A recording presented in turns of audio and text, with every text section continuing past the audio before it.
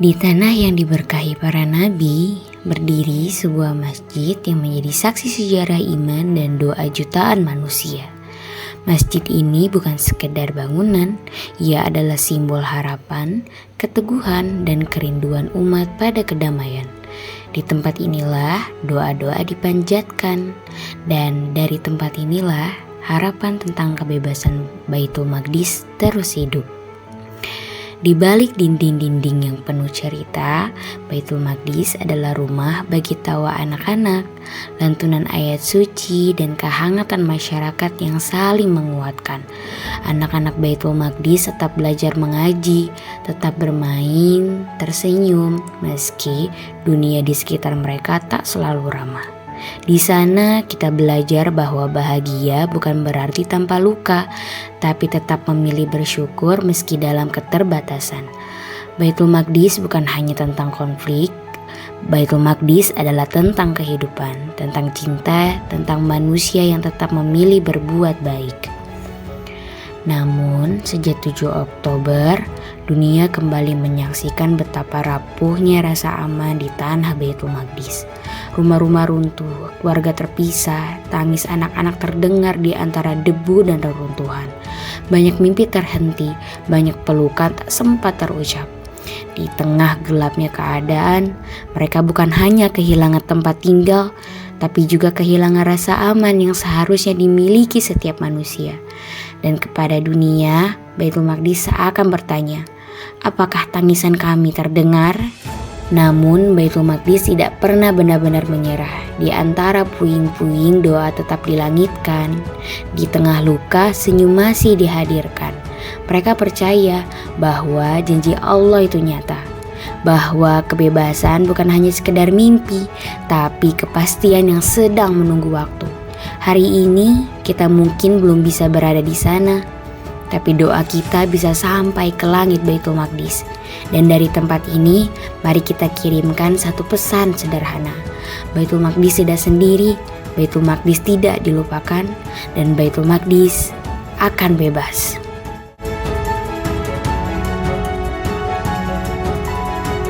Assalamualaikum warahmatullahi wabarakatuh. Assalamualaikum warahmatullahi wabarakatuh. Sahabat-sahabat Al-Mutakin. Berjumpa lagi kita dengan narasumber kita yang paling oke. Ustaz Chef Muhammad Isa. Iya. Kalau kita tiga kali. Ya gimana 3 kalinya? Ini apa gini? Oke. Ustaz, jadi di episode kali ini sebelumnya kan kita sudah membahas tentang kisah Rasulullah dari awal sebelum sebelumnya perjalanan hidup Rasulullah sebelum dimulai dari sebelumnya Rasulullah lahir sampai dengan tahun kesedihan. Nah, di sini kita pengen lihat bagaimana sih Allah Subhanahu wa taala itu ngasih hadiah atas kesedihannya Rasulullah di tahun tersebut ketika istrinya Khadijah wafat, terus paman Abu Thalib yang wafat juga gitu. Di episode sebelumnya sudah bilang kalau 11 tahun setelah Rasulullah diangkat, Muhammad diangkat jadi Rasulullah, ada perjalanan namanya Isra Mi'raj. Isra Mi'raj sendiri adalah Isra itu perjalanan dari Masjidil Haram ke Masjidil Aqsa, terus Mi'raj adalah perjalanan Rasulullah dari Masjidil Aqsa ke Sidratul Muntaha. Nah, di sini kita melihat kenapa sih Masjidil Aqsa gitu. Nah, Allah Subhanahu wa taala sendiri sudah bilang kalau Masjidil Aqsa itu adalah negeri yang telah berkahi sekelilingnya gitu. Berarti kalau sekelilingnya berkah, berarti Masjidil Aqsa itu adalah pusatnya keberkahan. Nah, di Masjidil Aqsa sendiri setelah perjalanan Isra, di situ nanti Rasul dipertemukan oleh Allah Subhanahu wa taala dengan seluruh nabi yang pernah diutus di bumi, dan Rasulullah diminta menjadi imam untuk sholat. Nah, nanti di Sidratul Muntaha Rasulullah akan mendapatkan perintah sholat, yang dimana kisah nanti Ustaz bisa jelasin tuh gimana bisa dapat sholat itu. Nanti ketika kembali Rasulullah dari sebuah perjalanan dari Isra Mi'raj itu banyak yang meragukan perjalanan yang dilakukan oleh Rasulullah.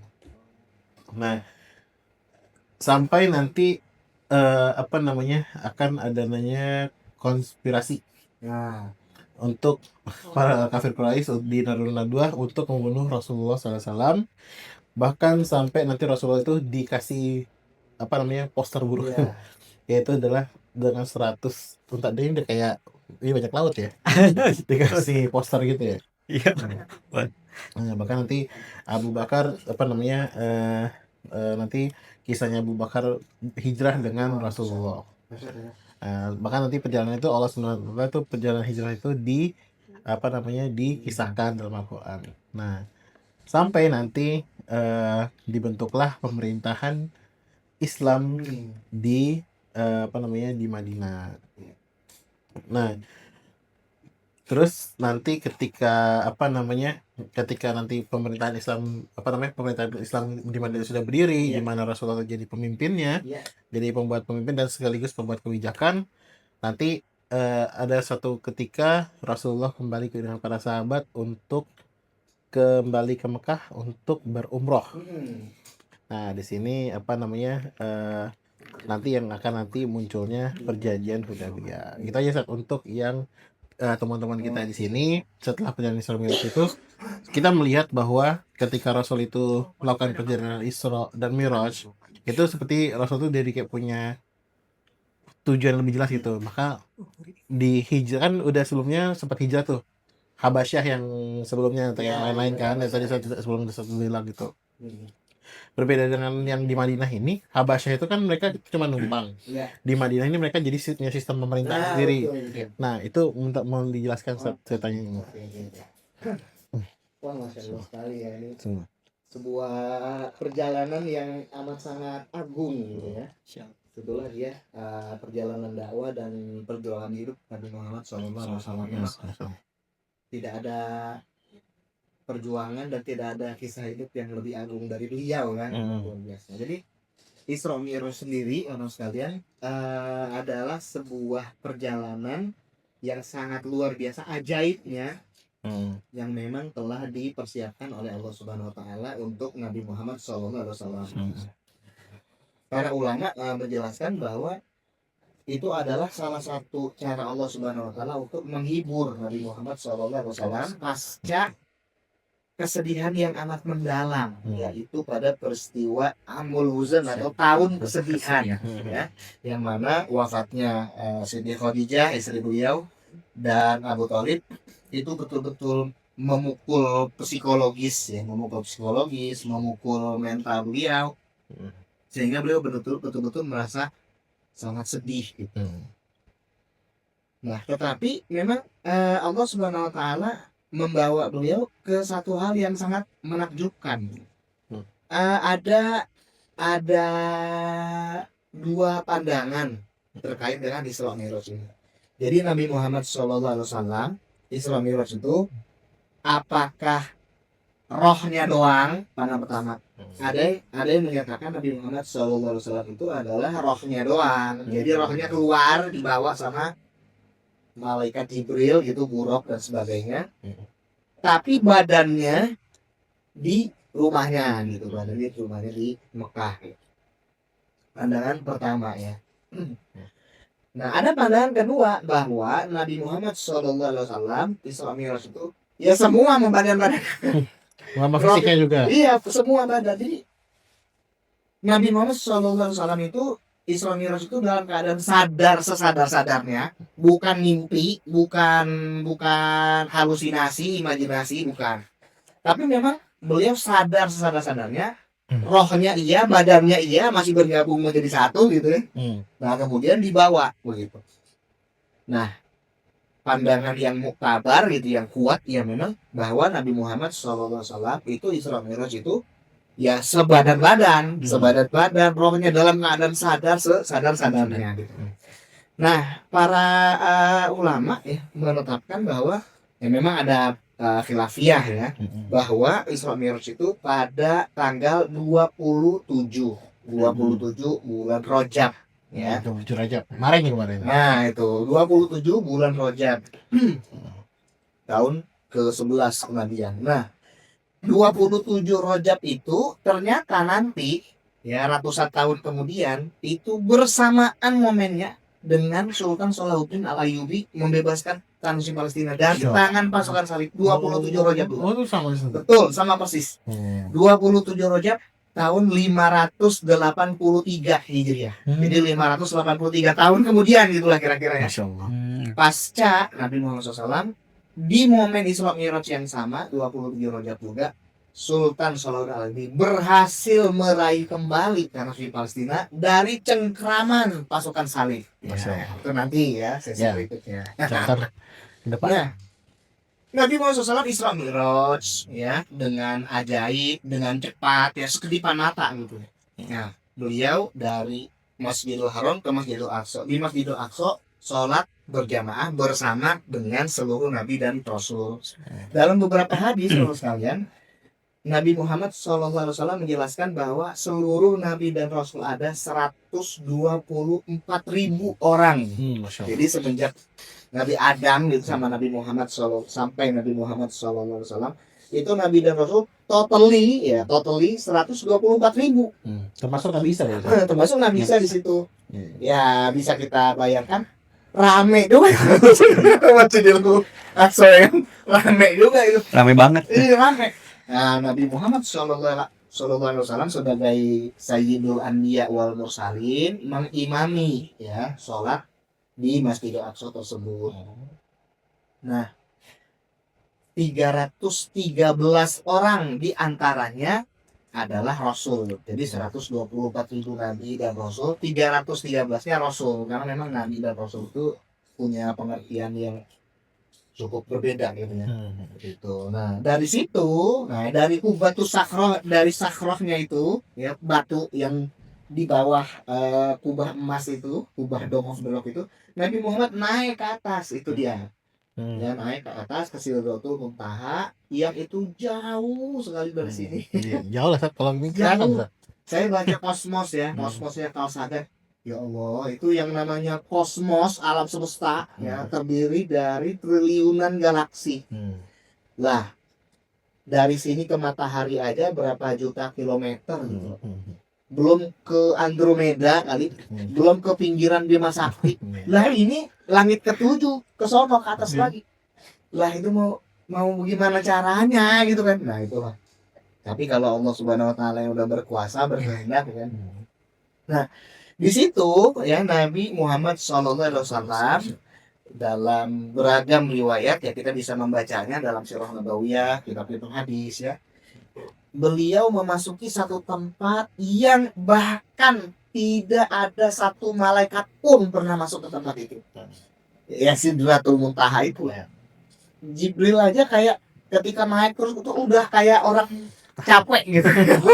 Kayak orang lemes gitu. Seorang Jibril. Maksudnya malaikat orang. Malaikat paling archangel gitu loh kan. Archangel Gabriel gitu. Malaikat yang penghulu para malaikat ibaratnya kan beliau itu kan. Jibril alaihissalam. Nggak kuat gitu, kelengar juga atau naik terus ke Sidratul Muntaha gitu. Nah, Nabi Muhammad SAW beliau menjemput ini ya, saking agungnya. Jadi nanti kalau kalian kita bisa melihat syariat sholat itu ya. Jadi sholat yang 5 waktu ya. 5 waktu ini 10. Sholat yang 5 waktu. 5 waktu ya guys. Nambah. Sholat yang 5 waktu. Ini kayak ada di kabupaten Subuhnya siang. Kalau kayak gini. Aduh.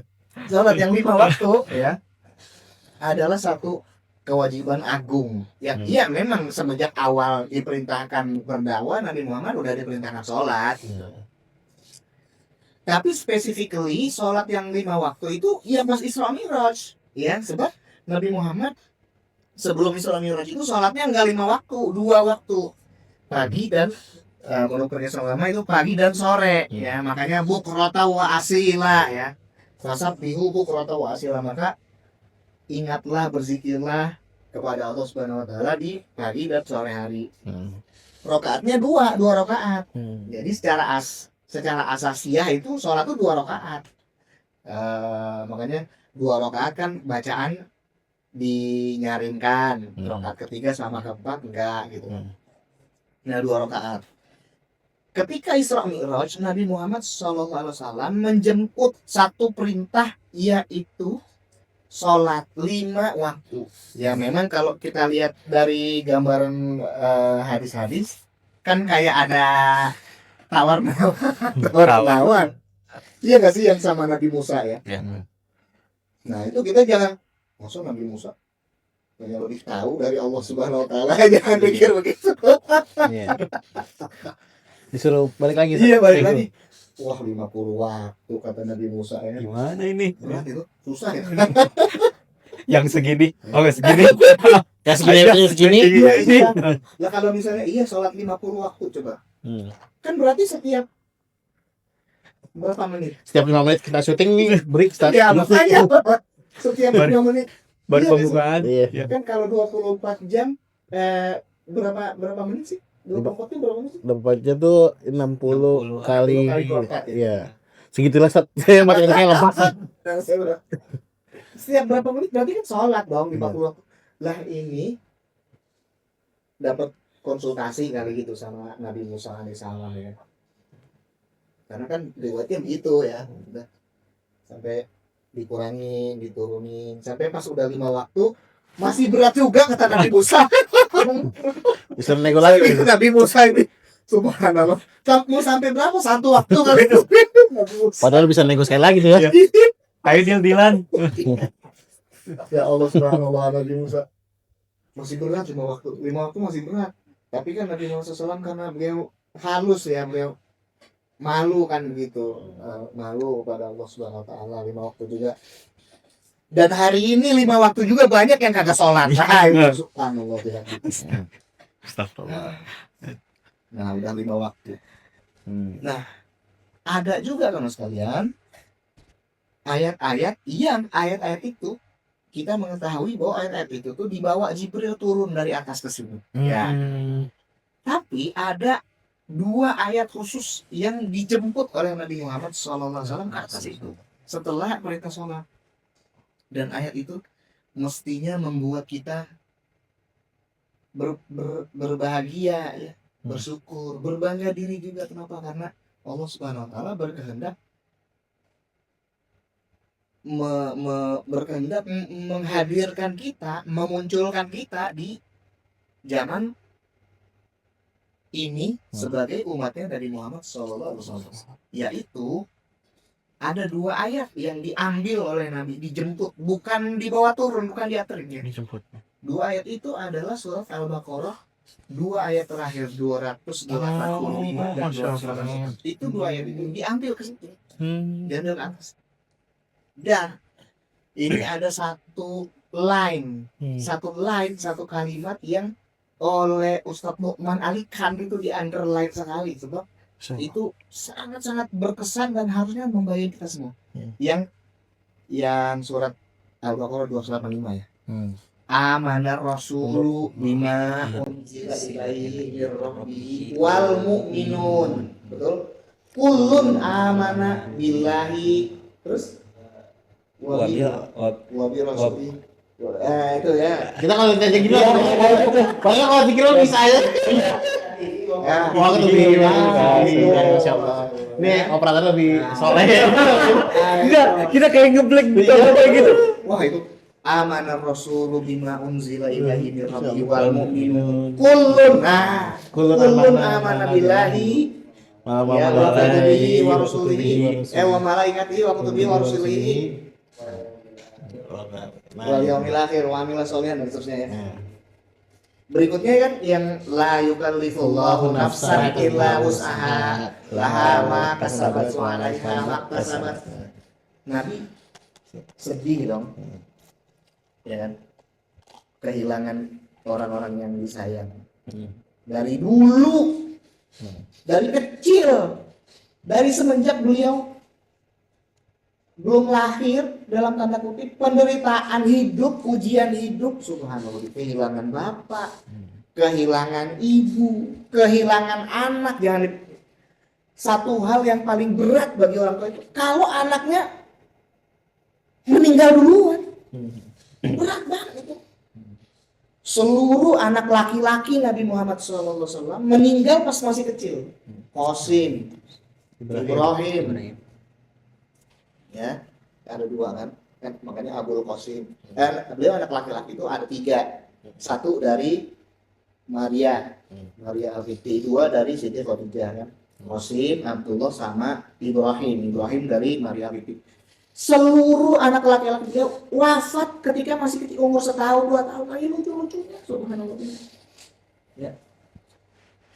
Anak perempuan beliau juga meninggal duluan daripada beliau, misal kayak Ummu Kulsum, Ruqayyah.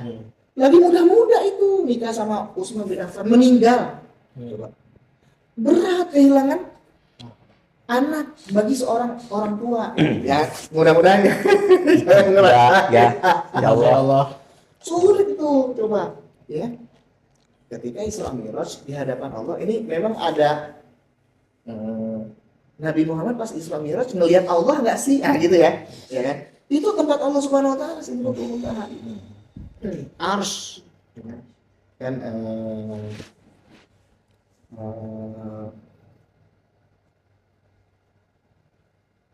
Walladzi khalaqalakum ma fil ardi jami'an tsumma istawa ilas samaa'i fasawwahunna sab'a samawati wa huwa bikulli syai'in 'alim. Surat Al-Baqarah. Dia bersemayam ya, di sab'a samawati, 7 lapis langit. Kemudian juga ayat yang menyebutkan istawa alal arsy. Nah, itu kan bersemayam di arsy.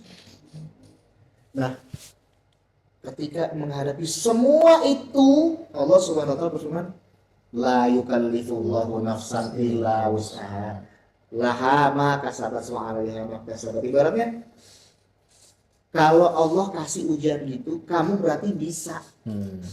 Ya kan? Kamu berarti sanggup kan? La yukallifullahu nafsan illa wus'aha. Allah tidak akan memberikan satu ujian ya kalau kamu nggak sanggup, nggak bakalan gitu. Nah artinya, coba kita lihat, disuruh datang ke langit itu yang tertinggi, yang teragung, yang malaikat juga udah nggak bisa masuk ke situ. Dikasih tahu langsung. Masya Allah. Sebelumnya, Merinding. Dengarnya ya Allah benar-benar merinding banget. Amana Rasulullah bima unzila ilaihi min rabbihi wal mu'minun. Telah beriman Rasul atas apa yang diturunkan kepada dia. Tapi yang beriman bukan cuma dia. Wal mu'minun, orang mukmin beriman juga. Ya. Nah. Lain berikutnya nih di garis bawahi. Kullun amana billahi wa malaikatihi wa kutubihi wa rusulihi, ya. Dan seterusnya. Di satu tempat yang paling agung, satu tempat yang paling hebat, ya. Satu tempat yang malaikat nggak bisa masuk situ, hanya ada Allah Subhanahu wa taala, Nabi Muhammad SAW. Kita disebut di situ juga. Kenapa? Sebab wal mu'minun. Kullun, harusnya dengan wal mu'minun aja udah cukup tuh. Ya kan? Amana Rasulullah bima unzila ilaihi, telah beriman Rasul terhadap apa yang diturunkan kepada dia. Wal mu'minun, orang beriman juga. Kulun semuanya, kulun amanah billah, semuanya beriman kepada Allah. Kita semua orang beriman disebut di situ, termasuk di situ. Artinya, oke, nggak by name, nama Mas Zarfan, Mas Rifki nggak disebut by name di situ, enggak, iya. Kenapa? Ya itu mungkin kita tahu diri lah. Ya kan, apalagi saya gitu bergeliman maksiat, bergeliman dosa. Aduh. Kan? By name nama disebut oleh Tuhan SAW. Astagfirullah. Tapi apa ya? Ulun itu mencakup kita semua. Nah itu satu hal yang oleh Ustaz Luqman Ali kan misalnya di garis bawahi, bahagia kita itu bahagia. Senang kita berbangga diri ya juga. Ya Allah, saya mengatakan Nabi Muhammad disebut saya itu. Emang secara global beriman kan? Allah kan beriman kan semua. Pengen bilang semua beriman. Berarti Bukan kafir. Nah, berarti termasuk ke dalam kulun semuanya beriman kepada Allah, kepada Rasulnya, kepada malaikatnya, kepada Rasulnya, kepada kitabnya, kepada hari akhir. Nah, berarti di hadirat yang paling indah, paling terhormat kita disebut. Anggaplah kita disebut semuanya kulun. Nah, itulah yang mestinya membuat kita bahagia, senang, bersyukur, gitu kan. Sehingga memicu dan melecut semangat kita supaya terus belajar ya. Sholawat kepada Nabi Muhammad SAW misalnya setiap hari ya, ya berapa kali sholawat itu membawa banyak barokah buat kita insya Allah. Saya sih tadi merinding yang ini Ustaz, tadi Ustaz yang bagian Ustaz bilang yang doa tadi Ustaz bilang tadi kan yang turun itu kan apa tadi saya benerin kita Ustaz yang terkait kesedihan Rasulullah itu kan. Tadi kan Rasulullah itu ketika tahun kesedihan tadi Allah panggil dengan Isra Mi'raj, nanti Mi'rajnya ketemu langsung nih sama Allah dengan laporan itu. Iya.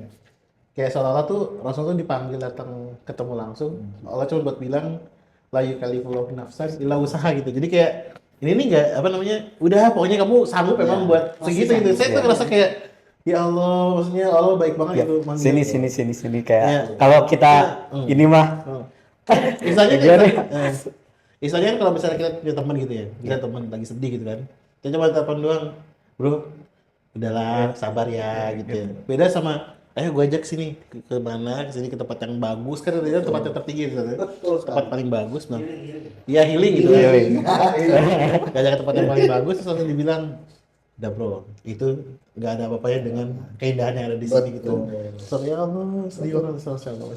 Keren. Ya, karena kan di surga itu di suami kan dilihatin surga, dilihatin neraka kayak gini, gitu. Ketemu sama seorang wanita tua yang rupanya itu adalah bumi katanya, alam semesta itu udah setua itu zaman Nabi Muhammad SAW. Seperti seolah-olah berwujud seorang wanita yang renta gitu. Kemudian diperlihatkan siksaan terhadap neraka gitu ya.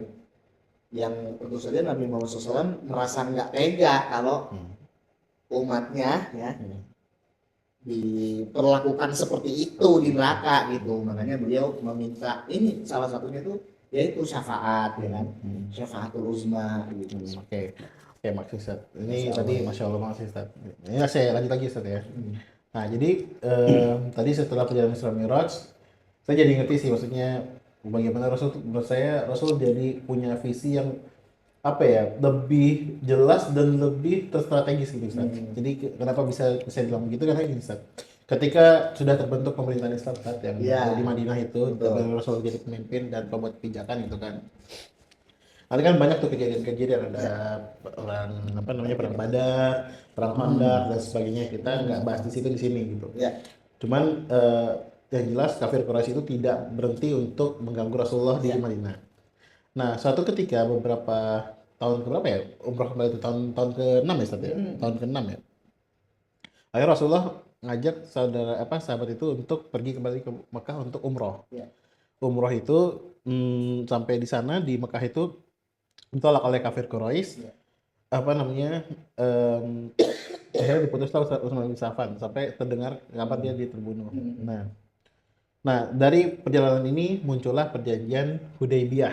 Nah, perjanjian Hudaybiyah itu dianggap merugikan, gimana nggak merugikan? Katanya yang setiap orang boleh ikut Muhammad atau ikut di kafir Quraisy gitu kan. Tapi kalau yang orang Mekah yang udah ikut Madinah suruh balik lagi gitu, istilahnya ditahan gitu.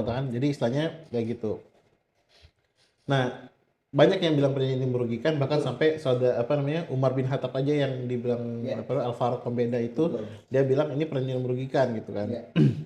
Nah, ternyata yang katanya merugikan itu justru membuat ruang gitu, ruang diskusi ruang Rasulullah itu untuk beraktivitas bebas, karena itu perjanjian damai kan Ustaz. Nah, di masa pendamaian ini Rasul itu malah lebih lebih geragas gitu, lebih berani gitu. Sampai Rasul itu menyurati para emperor besar, termasuk di Romawi dan Persia. Nah, walaupun yang disuratin ini dua-duanya nolak, Heraklius ataupun Kisra di Persia, sampai bahkan dikatakan dari Persia ini dirobek utusannya dibunuh terus dirobek sampai Rasul bilang nanti kerjaan Persia itu akan dirobek oleh Iya. Allah Subhanahu wa taala. Dan sampailah terjadi perang Mu'tah. Iya. Ini perang yang menurut saya itu apa namanya keren banget gitu. Gimana? Karena perang ini antara 3.000 pasukan Muslim melawan 200.000 pasukan Romawi. Betul. Di mana yang diutus itu adalah Zaid bin Haritsa, Iya. Ja'far bin Abi Thalib sama Abdullah bin Rawaha. Betul. Nah, yang walaupun ketiganya gugur. Nah, apa namanya? Di sini nanti akan diangkatnya Khalid bin Walid udah masuk Islam di sini. Iya, betul. Nah, nanti Khalid bin Walid ini akan mendapatkan gelar Saifullah Al-Maslul atau pedang Allah yang dihunus. Nah, dari perang Mu'tah ini apa namanya nanti akan apa namanya terjadi pengkhianatan nih dari Hudaybiyah tadi. Iya. Dimana sehingga mau nggak mau karena pelanggaran janji Hudaybiyah oleh kafir Quraisy akhirnya Rasulullah datanglah lagi ke Mekah dengan pasukan-pasukannya. Ini masih belum umroh ya Mas. Apa namanya? Oh ya, tadi di sini dulu sorry. Tadi yang di 3.000 Muslim ini walaupun pulang Iya. gugur nggak apa mestinya apa namanya tapi dari 3.000 lawan 200 Muslim itu hanya sisa 12 orang doang Iya.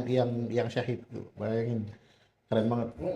Nah, terus dari pelanggaran Hudaybiyah akhirnya pasukan Muslim datang ke Mekah untuk apa namanya membebaskan Mekah dari apa namanya kafir Quraisy yang apa namanya, dan menariknya ini Rasulullah hanya menyerang orang-orang yang mau lawan aja. Iya. Orang-orang yang rumah dan sebagainya itu nggak apa Rasul selamatkan itu.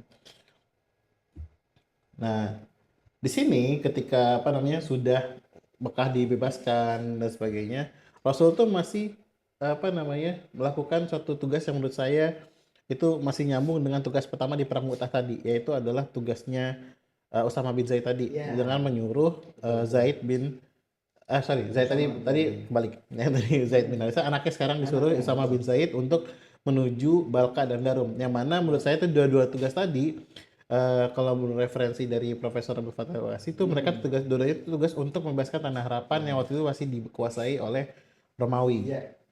Nah, sayangnya ketika pasukan Usama bin Zaid ini disuruh, ternyata Rasulullah wafat, ya kan? Rasulullah wafat, apa namanya, sehingga terpilihlah waktu itu yang menggantikannya adalah Abu Bakar. Ya, yang menggantikan Rasulullah jadi Abu Bakar. Nah, Abu Bakar itu menyuruh lagi Usama bin Zaid, walaupun terjadi apa untuk berangkat lagi ke apa namanya ke Darum dan Balqa itu, cuman banyak yang menentang gitu, Ustaz. Apa namanya para sahabat-sahabat itu menentang untuk berangkat lagi karena kondisinya lagi kacau. Gimana pemimpinnya lagi baru meninggal gitu kan, baru wafat. Banyak yang menentang termasuk Umar bin Khattab. Umar bin Khattab lagi yang nentang ini. Nah, ternyata ada statement yang menurut saya menarik banget, yaitu adalah ketika apa namanya Abu Bakar itu bilang ketika Umar mau nasihatin dia bilang seandainya yang tersisa di Madinah ini hanya dirinya sendiri dan anjing-anjing yang masuk ke dalam kota Madinah itu, Abu Bakar tuh nggak mau menghentikan pasukan yang udah dikirim oleh Rasulullah, yaitu adalah pasukan Usama bin Zaid. Nah, terus sampai wafatnya apa namanya ternyata sini lagi. Nah, sampai ternyata pas di sini terbukti bahwa pasukan Usama itu membuat pasukan negara-negara lain yang ada di sekitar itu mereka jadi respect gitu sama pasukan Muslim. Kok bisa ya walaupun memimpin mereka masih mau melakukan penjagaan ketat di pinggir-pinggirannya. Nah, di situ nanti akan ada wafatnya Ashidik, si apa namanya Abu Bakar karena sakit itu cuma 2 tahun tapi berhasil menjaga keimanan para umat Muslim, kaum muslimin, dan terpilihnya Umar bin Khattab untuk menggantikan. Nah, di sini jelas banget, keren banget dari Umar bin Khattab membawa pemimpin yang adil, dan di bawah kepemimpinan Umar bin Khattab juga terbebaslah Baitul Maqdis atau Tanah Harapan. Itu adalah cita-cita Rasulullah yang tadi sudah dilakukan sejak bahkan Rasulullah diangkat jadi nabi. Nah, di sini yang menariknya adalah di bawah pemimpinan Islam itu ternyata lebih adil gitu. Tadi kita sudah sempat bahwa pada saat Bizantium itu Yahudi dibunuh dan sebagainya.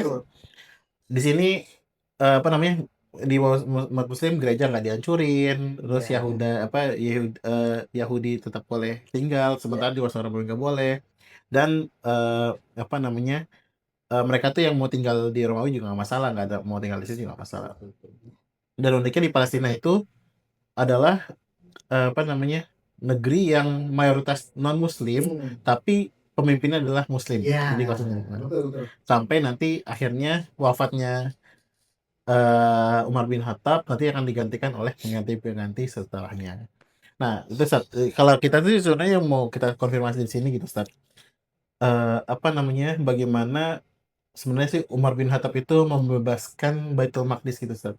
Apa namanya, eee, bagaimana sih, sebenarnya ceritanya gitu, apa namanya, kok bisa, apa namanya, Umar dan Abu Bakar juga sendiri kan tadi kan melanjutkan Usama gitu, dan mungkin Umar mulai ngeh tuh akhirnya mulai melakukan pembebasan Baitul Maqdis. Nah, itu bagaimana sih Ustaz detailnya?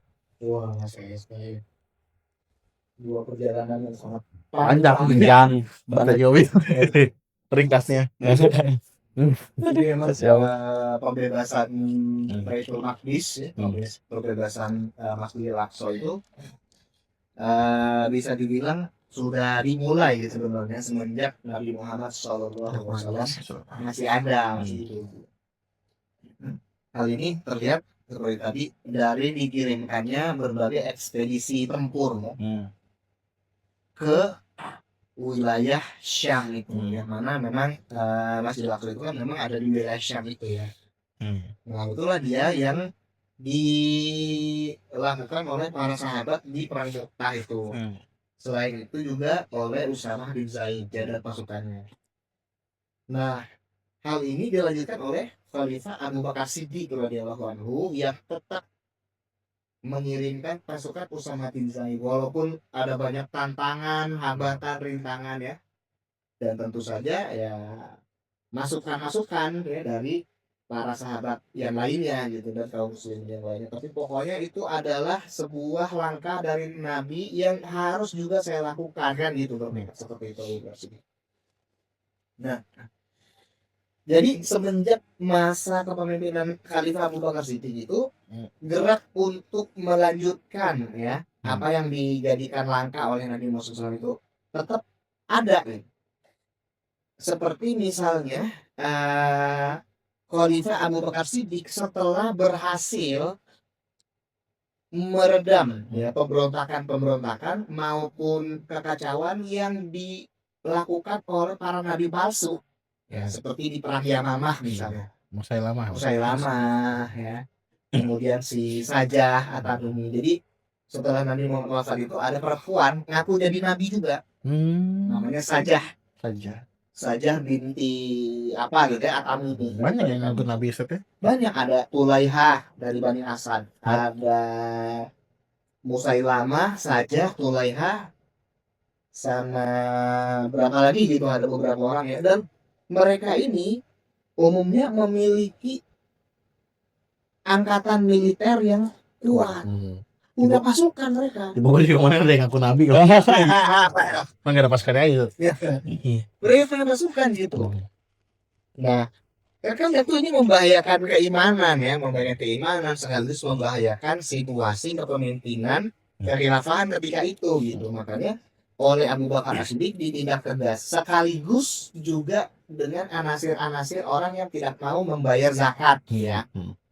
Nah, setelah meredam semua ini Abu Bakar As-Siddiq radhiyallahu anhu kemudian melanjutkan langkahnya untuk membebaskan atau memfutuhat wilayah-wilayah yang itu awalnya milik Kekaisaran Romawi seperti misalnya itu dipimpin Khalid bin Walid. Irak misalnya. Irak dulu kan Persia. Nah, makanya Khalid bin Walid itu dengan kejeniusan militernya ini ketika menaklukkan Irak ini kelihatan sekali nih perintah Khalifah Abu Bakar Siddiq langsung kepada Khalid itu berhasil dilaksanakan secara baik oleh Khalid bin Walid gitu sampai di Hirah misalnya, di Ktesifon misalnya, sampai ibu kotanya di Madain ya. Itu nanti pada akhirnya berhasil ditaklukkan juga ya. Nah, ketika Khalid bin Walid masih bertugas gitu, Khalifah Abu Bakar Siddiq meninggal, wafatnya karena sakit 2 tahun sekian bulan kepemimpinan beliau gitu. Nah, kemudian naiklah Khalifah Umar. Nah, Khalifah Umar melanjutkan ekspedisi dengan mengutus Ubaidah bin Al-Jarrah sebagai komandan tempurnya. Pasukan Ubaidah sama pasukannya Yazid bin Muawiyah sama Yazid bin Abu Sufyan, bukan Yazid bin Muawiyah ya. Yazid bin Abu Sufyan sama Muawiyah bin Abi Sufyan itu dikirim ke Syam sama pasukan Amr bin As. Nanti Amr bin As ke sono ke Alexandria ke Mesir, dia naklukin Mesir, Amr bin As. Nah, nanti mereka akan menggunting tuh. Jadi kan Khalid bin Walid lagi ada di Persia. Ya kan? Persia nih. Ini yang dari sini kan, kalau kita bayangin ini Persia, Irak di sini, Ya, Syam di sini, di bawahnya. nah di bawahnya di sini nih. Nah itu yang di sini nih, yang lagi di Syam di pasukan Abu Ubaidah ini lagi kewalahan tuh, lagi kewalahan. Nah nantinya diperintahkan oleh Khalifah Umar kepada Khalid supaya tinggalin dulu aja Yang di Irak. yang di Irak, Persia tinggalin dulu, datang ke sini. Nah, Khalid bin Walid kemudian mengambil satu langkah yang tidak terduga, satu langkah yang tidak pernah disangka-sangka oleh musuh, sebab dia mengambil rute yang tidak pernah dilalui, ya, jarang dilewati, untuk bisa sampai ke Syam. Dari sekitaran Irak itu dia lewat gurun Damaskus, dahsyat, luar biasa. Dan ibaratnya siapa orang mau lewat situ gitu loh, karena apa? Namanya gurun, gimana loh? Gurun itu kan gersang, panas, salah-salah bisa mati lewat situ gitu, karena boleh jadi kehabisan air gitu loh, kehabisan makan, logistik. Tapi ya itu tadi, dengan perhitungan yang cermat, pertolongan dari Allah Subhanahu wa taala, tembus itu yang namanya gurun Damaskus itu, gurun Suriah itu tembus sama dia. Pasukan kaum muslimin dibawa ya, sampai tiba di perbatasan Damaskus sama gurun itu, nggak ketahuan. Ya, sampai kemudian pada akhirnya berhasil menggunting itu pasukan Romawi ya, yang tadinya terbesar nih pasukan kaum muslimin dihantam sama pasukan Khalid bin Walid dengan tanpa terdeteksi. Ya, sampai kemudian pada akhirnya berhasil memfutuhat Baitul Maqdis. Ya, itulah di Ilya itu ya. Kenapa namanya Ilya? Sebutan kaum muslimin Ilya karena memang kota itu oleh orang Romawi disebut Aelia Capitolina. Nah, namanya Ilya sebutnya. Nah, disitulah kemudian dibebaskan ya.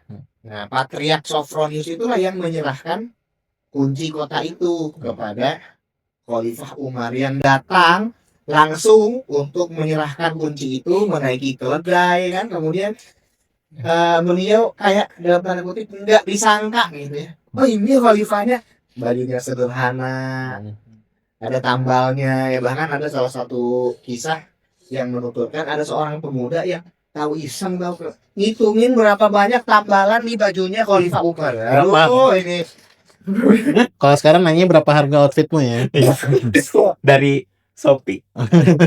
Sekian berapa ini berapa? Baju tambalannya berapa? Subhanallah, luar biasa. Saking itu ya sederhana beliau kan. Saking beliau itu benar-benar tawadu ya. Nah makanya kemudian setelah diterima itu kunci, ada Ahdul Umariyah ya tadi ya, perjanjian Umar. Nah dilindungi tuh orang-orang muslim, dilindungi sebagai ahlu zimmah gitu kan, gereja. Makanya sampai hari ini gereja Holy Sepulchre masih ada. Itu bahkan sampai sekarang ya, Ustaz. Betul. Kenapa? Karena gereja Holy Sepulchre ini oleh orang Kristen diyakini sebagai tempat Yesus Kristus dimakamkan dan bangkit kembali. Bahkan disebutkan gereja Holy Sepulchre ini disebut Holy of Holies. Tempat suci dari yang paling suci. Oke, Masya Allah. Tuh, ini ratusan tahun semenjak diambil alih oleh kaum muslimin ya. Ratusan tahun orang-orang di situ hidup baik, damai, sampai nanti tahun 1099 pasukan salib datang ya, lalu menyerang kayak negara api lah gitu. Lalu mengacaukan segala-galanya. Ntar ada di bab chapter selanjutnya, itu keempat. Nah mungkin gini Ustaz, tadi kan pembebasan apa tadi kan kalau Ustadz bilang kan terkoneksi tuh antara Abu Bakar, Umar dan Iya. sebagainya gitu kan. Betul. Apa namanya? Tentang dan Rasulullah juga tentunya tentang pembebasan Baitul Maqdis ini. Nah, sebenarnya waktu pembebasan Umar itu diterimanya kunci Baitul Maqdis oleh Umar dari Patrick Sophronius gitu kan. Itu ada terjadi pertumpahan darah itu nggak sih? Atau gimana Ustadz? Betul. Nah, Jadi justru ya ketika itu pasukan kaum muslimin itu melindungi ya orang-orang non muslim yang memang sudah sejak lama hadir di situ, udah lama tinggal di situ. Karena apa ya? Karena memang bisa dibilang mayoritas itu ya orang-orang Nasrani di situ tuh mayoritas gitu. Nah, tetapi walaupun mayoritas mereka tidak disingkirkan. Selain itu, ketika otoritasnya adalah otoritas Islam, artinya yang diterapkan di situ adalah sistem Islam, pemerintahan Islam gitu oleh seorang gubernur itu nantinya, maka yang diterapkan juga adalah ajaran Islam, yaitu ajaran tidak boleh memaksa. Ya, dalam Al-Quran ditentukan misalnya baik kan. la Baik kalifullahu nafsan illa kok saya itu astagfirullah. Astagfirullah. Baik Rafiddin. jadi Kalau kira-kira tadi ini seragam. la ikraha fiddin wa qad tabayyana rusydu minal ghayy.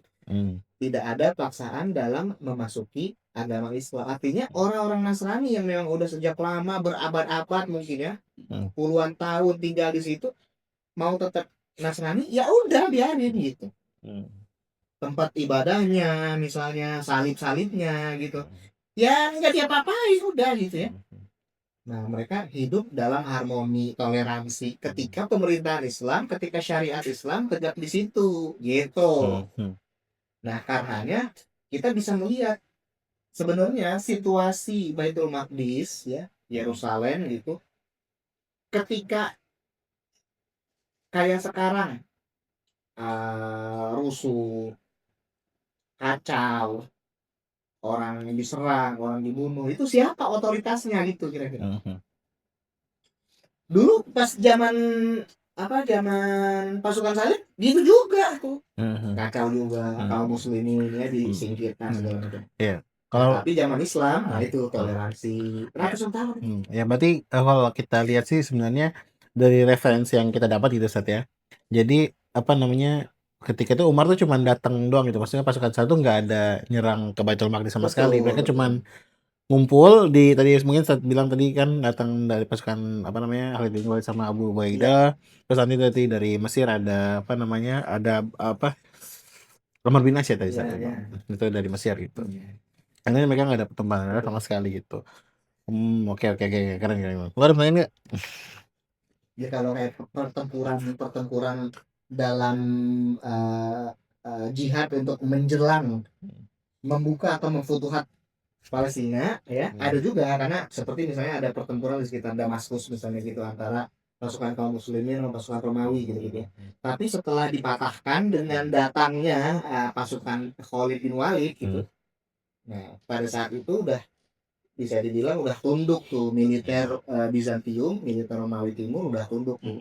Sehingga pada saat itu kota Baitul Maqdis itu sendiri, Yerusalem sendiri itu udah dikuasai gitu lah. Oke.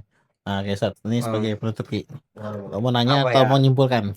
Pengen nanya sih. Oke, nanya. Sebenarnya kayak pengen ada relevansi dengan kondisi sekarang gitu ya. Tadi kan banyak nabi diuji ya berjuang di tanah Palestina itu.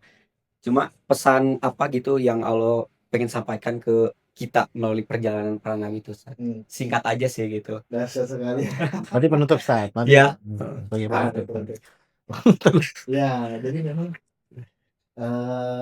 tanah suci Palestina adalah tanah yang diberkahi, tanah yang mendapatkan banyak kebaikan dari Allah Subhanahu Wa Taala. Tapi kok di situ juga seringkali ya semenjak terjadinya peradaban, semenjak berdirinya berbagai peradaban di situ, itu banyak sekali terjadi konflik, misalnya, kemudian kekacauan, pembunuhan segala macam.